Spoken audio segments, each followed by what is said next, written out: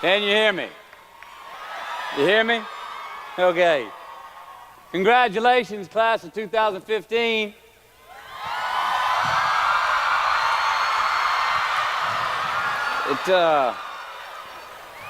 You guys and gals and young men and women are the reason I'm here. I'm really looking forward to talking with y'all tonight.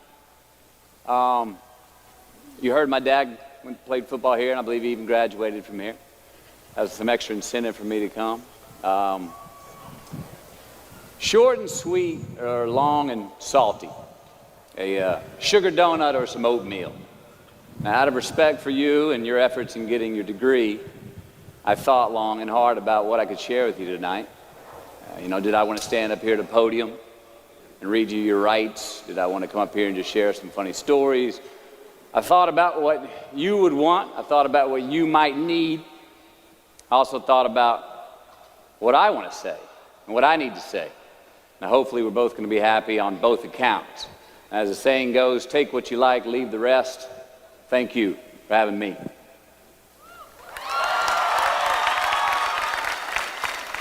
So before I share with you some what I do knows, I want to talk with you about what I don't know. Now, I have two older brothers. One was in high school in the early 1970s. Now, this was a time when a high school GED got you a job, all right, and the college degree was exemplary. My other brother, Pat, was in high school in the early 80s. And by this time, the GED wasn't enough to guarantee employment. You needed a college degree. And if you got one, you had a pretty good chance of getting the kind of job that you wanted after you graduated. Now me, I graduated high school in 1988, got my college degree in 1993. And that college degree in 93 did not mean as much. It was not a ticket, it was not a voucher, it was not a free pass go to anything. So I asked the question, what does your college degree mean? It means you got an education. It means you have more knowledge in a specific subject, vocation. It means you may have more expertise in what your degree is in. But what's it worth? In the job market, out there today, we know the market for college graduates is more competitive now than ever. Now, some of you already have a job lined up. You've got a path where today's job is going to become tomorrow's career. But for most of you, the future is probably still pretty fuzzy. You don't have that job that directly reflects the degree you just got. Many of you don't even have a job at all. Think about it. You've just completed your scholastic educational curriculum in life, the one that you started when you were 5 years old in kindergarten, up until now, and your future may not be any more clear than it was 5 years ago. You don't have the answers, and it's probably pretty damn scary. And I say that's okay, because that is how it is. This is the reality that many of you are facing. This is the world that we live in. And while I'm not here to discourage you or in any way belittle your accomplishments tonight, which I'd like to applaud that one more time. You graduated. All right? Now, I'm not here to be a downer on that. Let's get that straight. But I am here to talk brass tacks. I want to skip the flattery and the attaboys, because I do know this. The sooner that we become less impressed with our life, with our accomplishments, with our career, with whatever that prospect is in front of us, the sooner we become less impressed and more involved with that and these things, the sooner we get a whole lot better at doing them. So, I'm going to talk to you about some things that I've learned in my journey, most from experience, some of them I heard in passing, many of them I'm still practicing, but all of them I do believe are true. Now, they may be truths to me, but don't think that that makes them mine, because you cannot own a truth. So please think of these as signposts, approaches, paradigms that give some science to satisfaction. They're yours to steal, they're yours to share, liken to your own lives, to personally apply in your own lives, in your own way, should you choose to. So, here we go. Number one, and this should come up on the Jumbotron. Life's not easy. Is it up there? Life is not easy. It is not. Don't try to make it that way. Life's not fair. It never was. It isn't now, and it won't ever be. Do not fall into the trap, the entitlement trap, of feeling like you're a victim. You are not. Get over it and get on with it. And yes, most things are more rewarding when you break a sweat to get them. Fact. Number 2. I love this one. Unbelievable is the stupidest word in the dictionary. Should never come out of our mouths. Think about it. To say, oh, wow, what an unbelievable play. It was an unbelievable book, an unbelievable film, an unbelievable act of courage. Really? It may be spectacular, it may be phenomenal, most excellent or outstanding, but unbelievable? Give others and yourself more credit. It just happened. You witnessed it. You just did it. Believe it.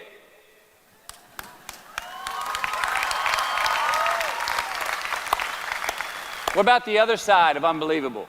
You know, that side when we humans underperform or act out of our best character. For instance, man flies a suicide jet into the World Trade Center. Millions die from diseases every day that we have cures for. Bob the Builder swears that he's going to have your house built by Thanksgiving, and you can't move in until Christmas the next year. Our best friends lie to us, and we lie to ourselves all the time. Unbelievable? I don't think so. Again, it just happens, and it happens every day. Nothing that we Homo sapien earthlings do is unbelievable. And if there's one thing you can depend on people being, it's people. So we shouldn't be surprised. We, us, are the trickiest mammals walking the planet. I'm not worried about the monkeys. I'm worried about you and me. So acknowledge the acts of greatness as real, and do not be naive about mankind's capacity for evil, nor be in denial of our own shortcomings.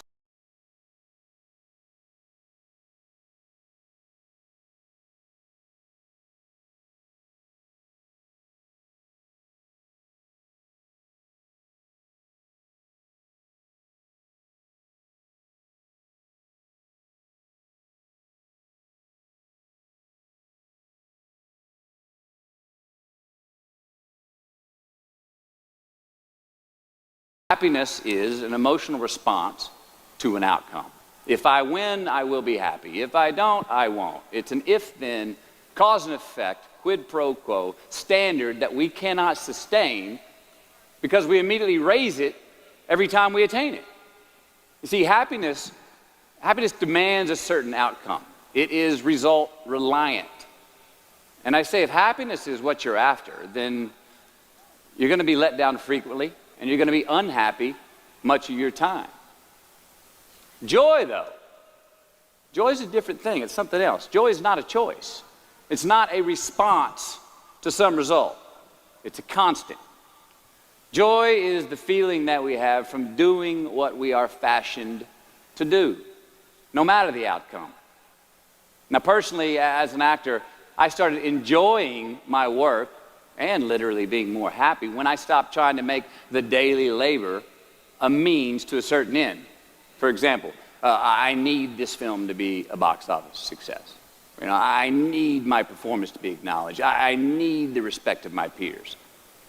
All those are reasonable aspirations, but the truth is, as soon as the work, the daily making of the movie, the doing of the deed became the reward in itself for me, I got more box office, more accolades and respect than I ever had before. See, joy is always in process. It's under construction. It is in constant approach, alive and well in the doing of what we're fashioned to do and enjoying it. Number 4, define success for yourself. You already like that one? Define success for yourself. Now check this out. I'm in south of New Orleans a few years ago, and I went to a voodoo shop. And they had this wooden partition against the wall with these columns. And in these columns were all these vials of these magic potions, right? And the headings above each potion defining what they would give you were things like fertility, health, family, legal help, energy, forgiveness, money. Guess which column was empty? Money. Let's admit it. Money is king today. It's what makes the world go round. It is success. The more we have, the more successful we are, right? Now, I would argue that our cultural values have even been financialized. Humility is not in vogue anymore. It's too passive. It's a get-rich-quick on the internet, richest 15 minutes of fame world that we live in, and we see it every day. But we all want to succeed, right? So the question that we got to ask ourselves is what success is to us, what success is to you. Is it more money? That's fine. I got nothing against money. I don't. Maybe it's a healthy family. Maybe it's a happy marriage. Maybe it's to help others, to be famous, to be spiritually sound, to leave the world a little bit better place than you found it. Continue to ask yourself that question. Now, your answer may change over time, and that's fine. But do yourself this favor. Whatever your answer is, don't choose anything that will jeopardize your soul. Prioritize who you are, who you want to be, and don't spend time with anything that antagonizes your character. Don't drink the Kool-Aid, man. It tastes sweet, but you will get cavities tomorrow, all right? Life is not a popularity contest. Be brave, take the hill, but first answer that question, what's my hill? So, how do I define success? For me, myself. Well, for me, it's a measurement of 5 things. We got fatherhood. We got being a good husband. We got my health, mind, body, and spirit. We got career, and we got friendships. These are what's important to me in my life right now. So I try to measure these 5 things each day. I check in with them. I like to see whether or not I'm in the debit section or the credit section with each one. Am I in the red or am I in the black? You follow? For instance, sometimes say my career's rolling. All right, it's way up here in the black, but I see how my relationship with my wife maybe could use a little bit more of my attention. I got to pick up the slack on being a better husband. Get that one out of the red. Or say my spiritual health could use some maintenance. It's down here, but hey, man, my friendships and my social life, they're in high gear, right? I got to recalibrate. Checks and balances. I got to go to church. Remember to say thank you more often, something. But I got to take the tally because I want to keep all 5 in healthy shape. And I know that if I don't take care of them, if I don't keep up maintenance on them, one of them is going to get weak, man. It's going to dip too deep into the debit section. It's going to go bankrupt. It's going to get sick, die even. So first, we have to define success for ourselves. And then we have to put in the work to maintain it. Take that daily tally. Tend our garden. Keep the things that are important to us in good shape. I mean, let's admit it. We've all got 2 wolves in us. A good one and a bad one. And they both want to eat. The best I can tell, we just got to feed that good one a little more than the other one. Here we go. Number 5. Process of elimination is the first step to our identity. AKA, where you are not is as important as where you are. All right, 1992, I got my first job as an actor. 3 lines, 3 days work in a film called Dazed and Confused. All right. All right, all right, all right. There we go. So this director of that film, Richard Linklater, he kept inviting me back to set each night, putting me in more scenes, which led to more lines, all of which I happily said yes to. I mean, I'm having a blast. People are telling me I'm good at what I'm doing, and they're writing me a check for $325 a day. I mean, hell yeah, give me more scenes. I love what I'm doing. Well, by the end of the shoot, by the end of the film, those 3 lines had turned into over 3 weeks' work, and it was mine. It was Wooderson's 1970 Chevelle that we went to go get Aerosmith tickets in, man. Yeah, it was badass. Well, a few years ago, I'm watching this film again, and I noticed 2 scenes that I really shouldn't have been in. In one of these scenes, my character Wooderson, I exit screen left to head somewhere, and then I re-enter the screen and to double check if any of the other characters wanted to go with me. Now, in rewatching the film, and you'll agree if you know Wooderson, Wooderson's not a guy who would ever say, later, and then come back to see if you were sure you didn't want to go. Now, when Wooderson leaves, Wooderson is gone. He does not stutter, step, flinch, rewind, ask twice, or solicit. You know what I'm talking about. Wooderson has better things to do, like liking those high school girls, man, because I get older and they stay the same age. My point is, I should not have been in that scene. Shouldn't have come back. Should have exited screen left and never come back. But back then, making my first film, getting invited back to the set, cashing that check and having a ball, I wanted more screen time.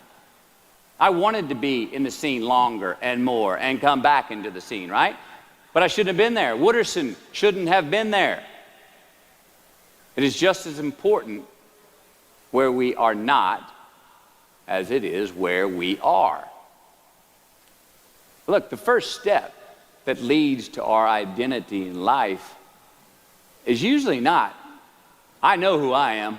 I know who I am. That's not the first step. The first step's usually, I know who I am not. Process of elimination. Defining ourselves by what we are not is the first step that leads us to really knowing who we are.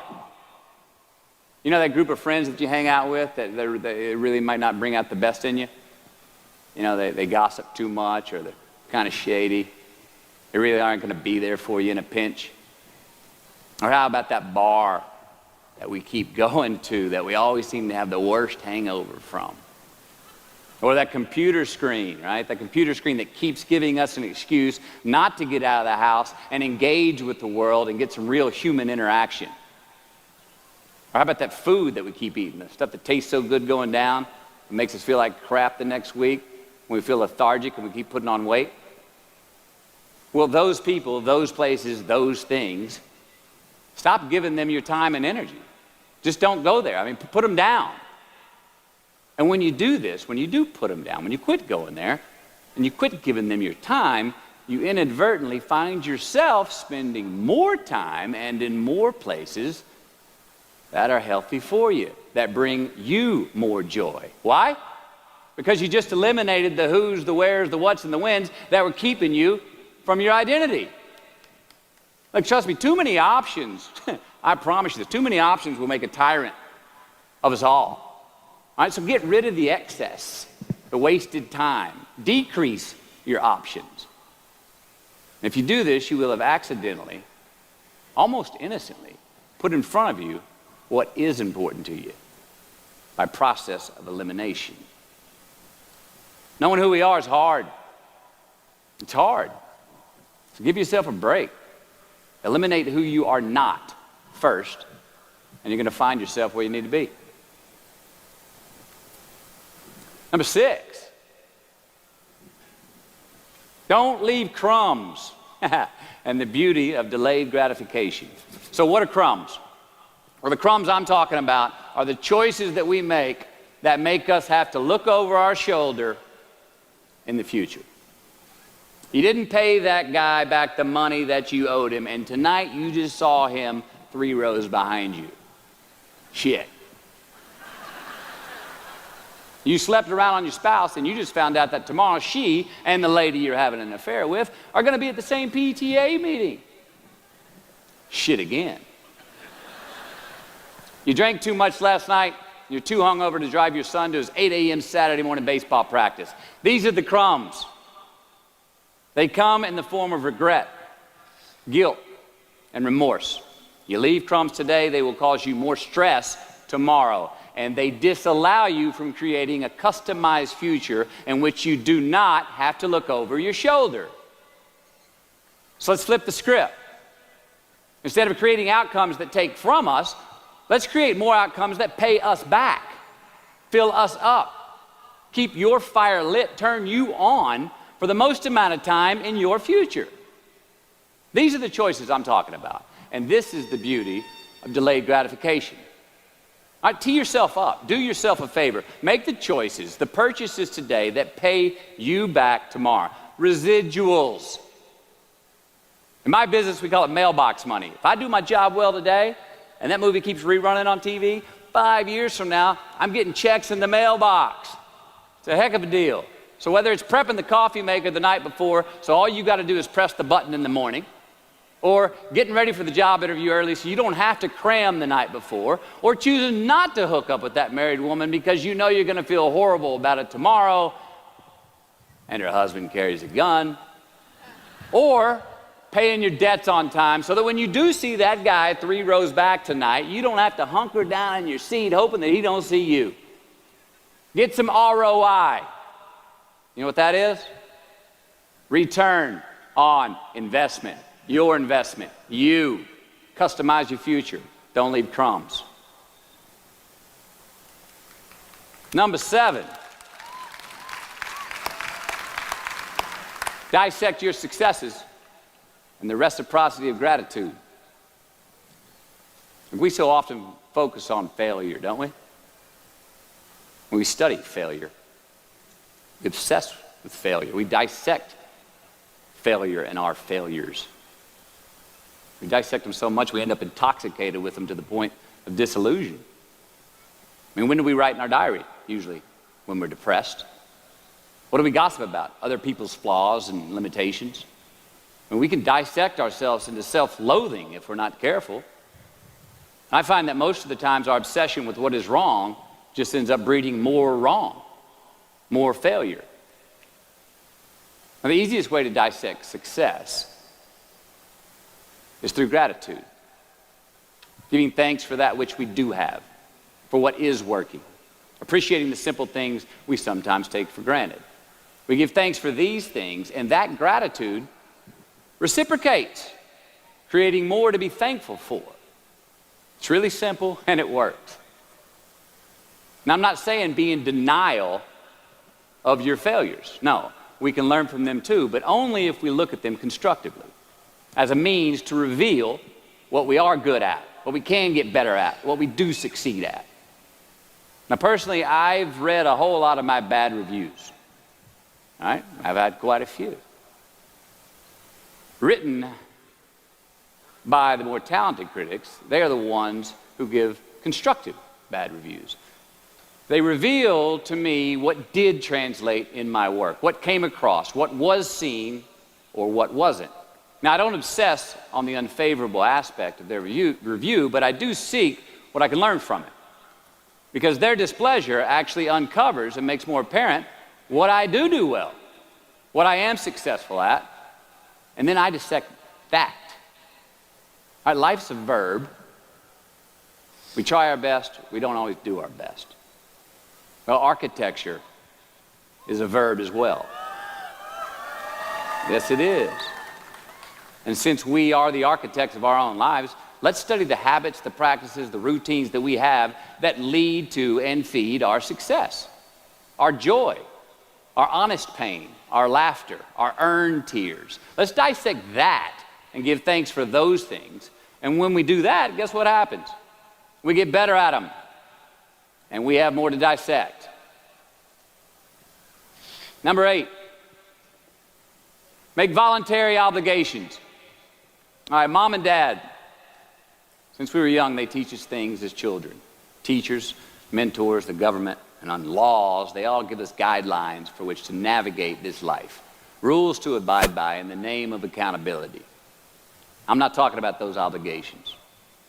I'm talking about the ones that we make with ourselves, with our God, with our own consciousness. I'm talking about the you versus you obligations. We have to have them. Now again, these are not societal laws and expectations that we acknowledge and endow for anyone other than ourselves. These are faith-based obligations that we make on our own.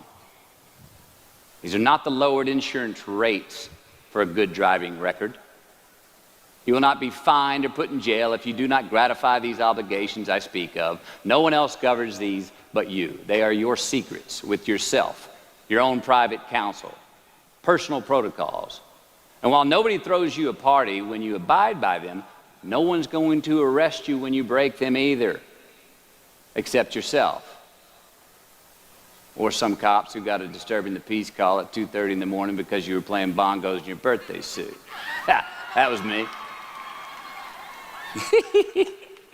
An honest man's pillow is his peace of mind.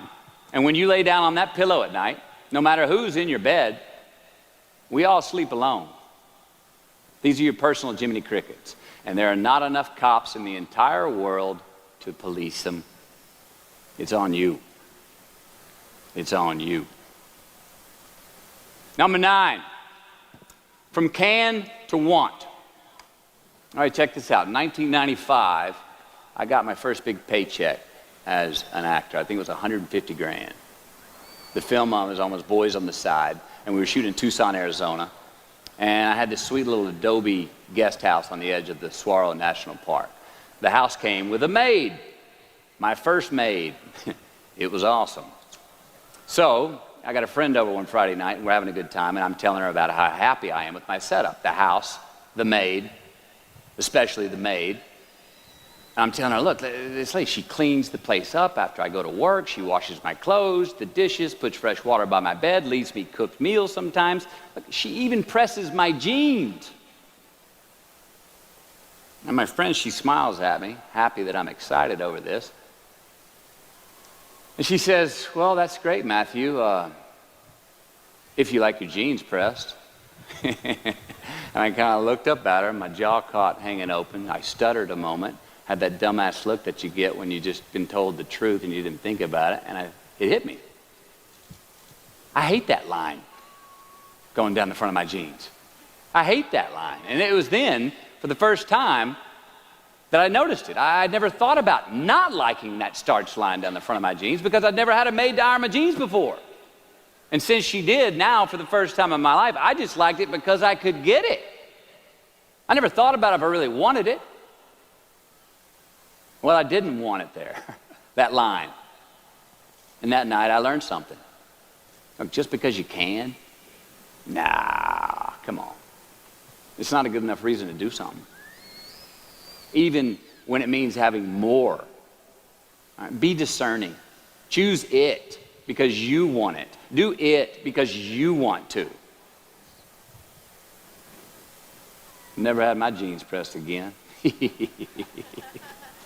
I hate that line. Number 10, a roof is a man-made thing. This may cut a little close to the bone since the geography, but I think we all were there and we'll all remember where we were. But in January the 3rd, 1993, it was the NFL playoffs, and your Houston Oilers were playing the Buffalo Bills. The Oilers were up 28-3 at halftime.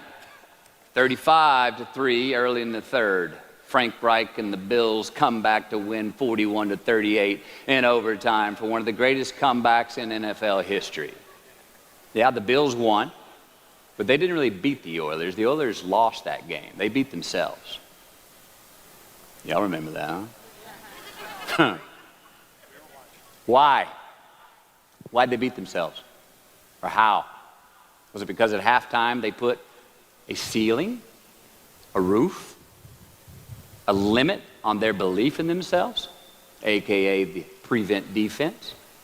Or maybe they started thinking about the next opponent in the playoffs at halftime. I mean, they were up. Then they came out and played on their heels, lost the mental edge the entire second half, and voila, they lost. In a mere 2 quarters, defensive coordinator Jim Eddy went from being called the defensive coordinator of the year and the man first in line to be a head coach next year to a man without a job in the NFL. You ever choked? Nobody has ever choked? I have. You know what I'm talking about, fumbling at the goal line, stuck your foot in your mouth once you got to the microphone, had a brain freeze on the exam that you were totally prepared for. Forgot the punchline to a joke in front of 4,000 graduating students at the University of Houston commencement. Or maybe you've had that feeling of, oh my God, life just cannot get any better than this moment. And ask yourself, do I deserve this? Now what happens when we get that feeling? We tense up. We have this sort of outer body experience where we are literally seeing ourselves in the third person. And we realize that the moment just got bigger than us. You ever felt that way? I have. And it's because we have created a fictitious ceiling, a roof, to our expectations of ourselves. A limit where we think it's all too good to be true. But it's not. And it's not our right to say or believe it is. We shouldn't create these restrictions on ourselves. A blue ribbon, a statue, a score, a great idea, the love of our life, a euphoric bliss. Who are we to think that we don't deserve or haven't earned these gifts when we get them? It's not our right. But if we stay in process, all right, within ourselves, in the joy of the doing, we will never choke at the finish line. Why? Because we aren't thinking of the finish line. Because we're not looking at the clock. We're not watching ourselves on the Jumbotron performing the very act that we're in the middle of. No, we're in process. The approach is the destination, and we are never finished. Bo Jackson, what did he do? He used to run over the goal line, through the end zone, and up the tunnel. The greatest snipers and marksmen in the world, they don't aim at the target. They aim on the other side of the target. We do our best when our destinations are beyond the measurement, when our reach continually exceeds our grasp, and when we have immortal finish lines. Now, when we do this, the race is never over. The journey has no port. The adventure never ends because we are always on the way. So do this, and let somebody else come up and tap you on the shoulder and say, hey, you scored. Let them run up and tap you on the shoulder and say, man, you won. Let them come tell you, you can go home now. Let them say, I love you too. Let them say, thank you. Take the lid off the man-made roofs that we put above ourselves and always play like an underdog. Here we go.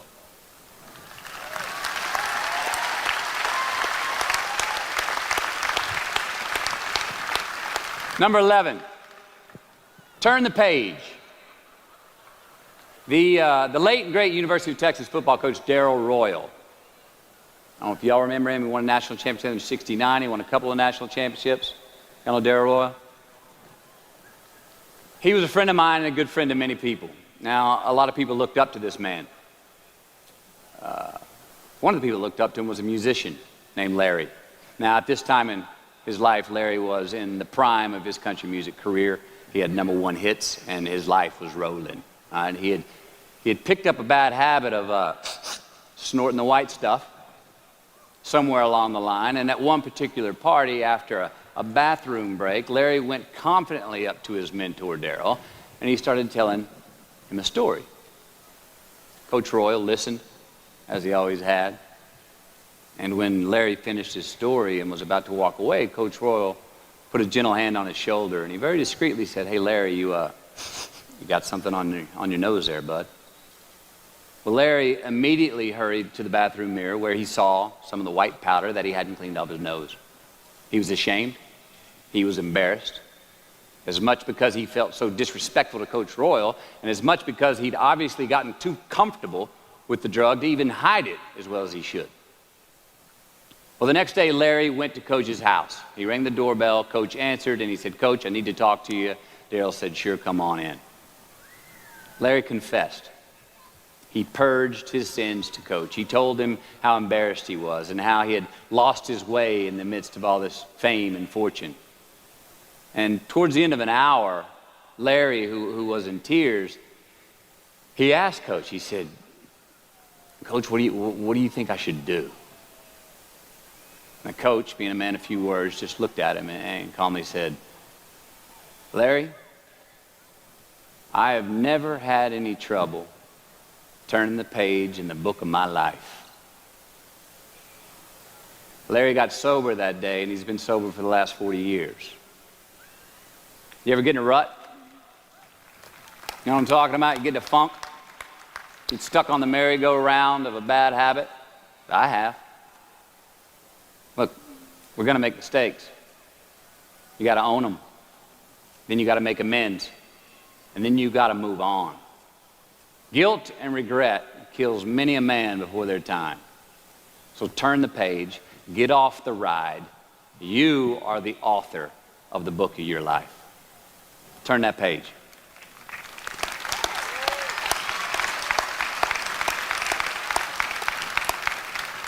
Number 12, give your obstacles credit. You know those no fear t-shirts that were out? I don't know. People used to wear them 10 years ago, no fear. Anybody remember those, or is it just me? I saw them everywhere. All right. I don't get them, and I never did. I mean, hell, I try to scare myself at least once a day. I mean, I get butterflies every morning before I go to work. I was nervous before I got here to speak tonight. I think fear is a good thing. Now, why? Because it increases our need to overcome that fear.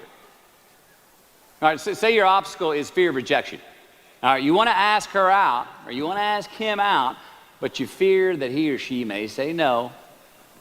All right, you want to ask your boss for that promotion, but you're scared he's going to think you're overstepping your bounds. Well, instead of denying those fears, declare them. Say the fear out loud. Admit it. Give them the credit they deserve. Don't get all macho and act like they're no big deal. And don't get paralyzed by denying that they exist and therefore abandoning your need to overcome them. I mean, I'd even subscribe to the belief that we're all destined to have to do the thing that we fear the most anyway, at some point. So give your obstacles credit, and you will, 1, find the courage to overcome them, or you will, 2, see more clearly that they're not really worth prevailing over. So be brave, have courage, and when you do, you get stronger, you get more aware, you get more respectful of yourself and that which you fear. Number 13. So how do we know when we cross the truth? 13. Someone was asking, why did I pick 13? That's an unlucky number. Well, I don't know when 13 got the bad rap and became the mongrel of numerology. It's never done me wrong, 13. In fact, 13 has been a pretty lucky number for me, and I want to tell you how. I've always taken these 21-day trips by myself to far-off places where I usually don't know the language and nobody knows my name. They're adventures, one, but they're also a purge. All right, they're a cleanse for me. They're like a 21-day fast from attention, from all the things I have in my well-appointed life.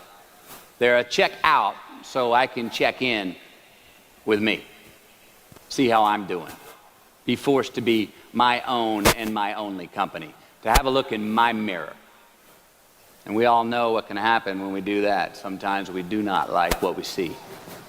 Well, in 1996, right after I got famous from a film I did called A Time to Kill, I headed out on one of these 21-day walkabouts, and this time to the jungles and the mountains of Peru.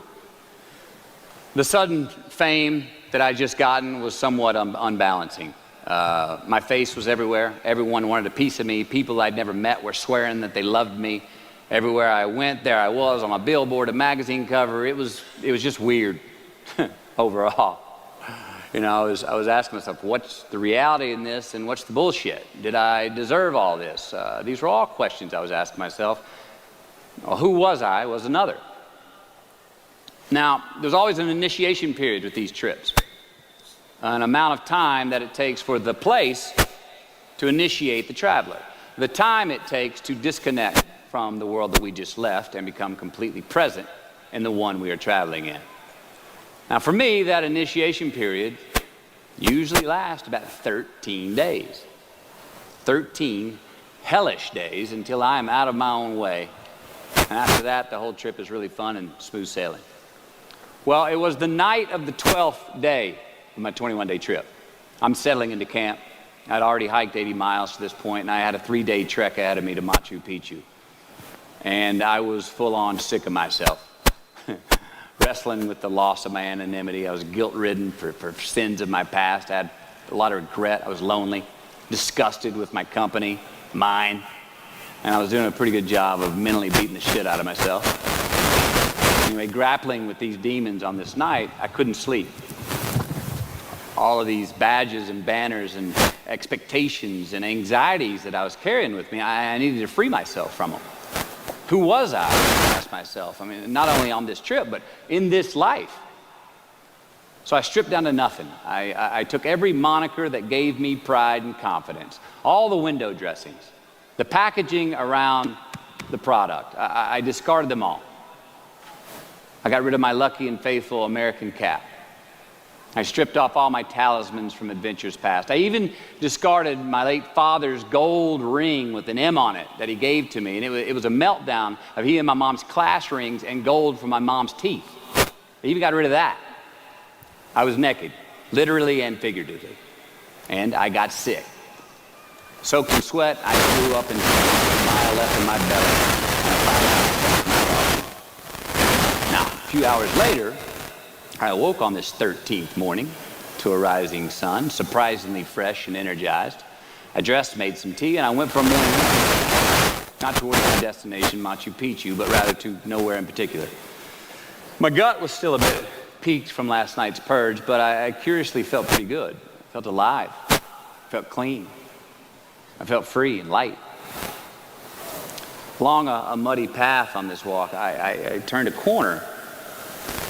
And there in the middle of the road was this mirage of the most magnificent pinks and blues and red colors that I'd ever seen.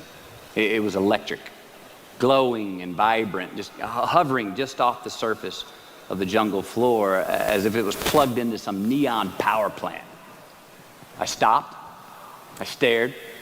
There was no way around it. The jungle floor in front of me was actually thousands of butterflies there in my path. It was spectacular. So I stayed a while. And somewhere in my captivation, I heard this little voice inside my head say these words. All I want is what I can see.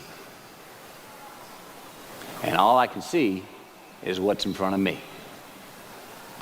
Now, at that moment, for the first time on this trip, I had stopped anticipating what was around the corner. For the first time, I stopped thinking about what was coming up next, what was up ahead.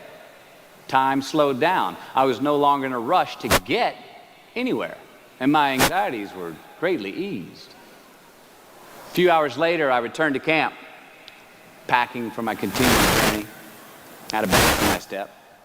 Even the local Sherpas I was traveling with, they noticed calling out to me, "Sois luz, Mateo, sois luz," which means you are light in Spanish. See, I forgave myself that morning. I let go of the guilt. The weight that was on my shoulders was lifted. My penance was paid, and I got back in good graces with my God, and I shook hands with myself, my best friend, the one that we're all stuck with anyway, ourselves. And from that morning on, the adventure was awesome. I was present. I was out of my own way.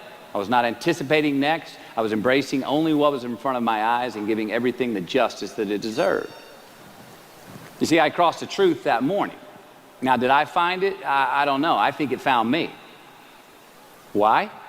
Because I put myself in a place to be found. I put myself in a place to receive the truth. So how do we know when we cross the truth? Well, I think the truth's all around us all the time. I mean, I think the answer, it's always right there or right there. I think it's all around us. We just don't always see it. We don't always grasp it, hear it, access it. Usually because we're not in the right place to do so. So what do? First, I believe we've got to put ourselves in the place to receive the truth. Let's do it. We live in an extremely noisy world with all kinds of frequencies coming at us. We got commitments, we got deadlines, fix this, do that, plans, expectations, and they all make it hard to get clarity and peace of mind. So we have to consciously put ourselves in places to receive that clarity. Now that may be prayer, that may be meditation, that may be a walkabout, that may be being in the right company, a road trip, whatever it is for you, schedule that time. Schedule it. So, if we do that, if we hear it, if we put ourselves in a place to hear it, and we do, and it's become clear, a truth, natural and infinite, then the second part comes, which is to personalize it. Ask yourself how it works for you, how it applies to you personally, why you need it in your life specifically. And if you do that, then comes the third part. have the patience to internalize it and get it from our intellectual head, thinking about it, and into our bones and our soul and our instinct. Now, we cannot rush this part. It does take time. So if we get that far, we've received it, we personalized it, and we've internalized it. If we make it that far, then comes the biggie, man. This comes the fun one. Got to have the courage to act on it, to actually take it into our daily lives and practice it, to make it an active part of who we are and live it. If we can do that, all right, if we can do that, then we have what I believe is heaven right here on earth. And that's the place where what we want is also just what we need. I mean, that's the ticket, isn't it? Think about it. I know that's where I want to live. So while we're here, and they're going to run across the Jumbotron, let's make it a place where we break a sweat, where we believe, where we enjoy the process of succeeding in the places and ways that we are fashioned to, where we don't have to look over our shoulder because we're too busy doing what we're good at, voluntarily keeping our own counsel because we want to, traveling towards immortal finish lines. We write our own book, overcoming our fears. We make friends with ourselves. And that is the place that I'm talking about.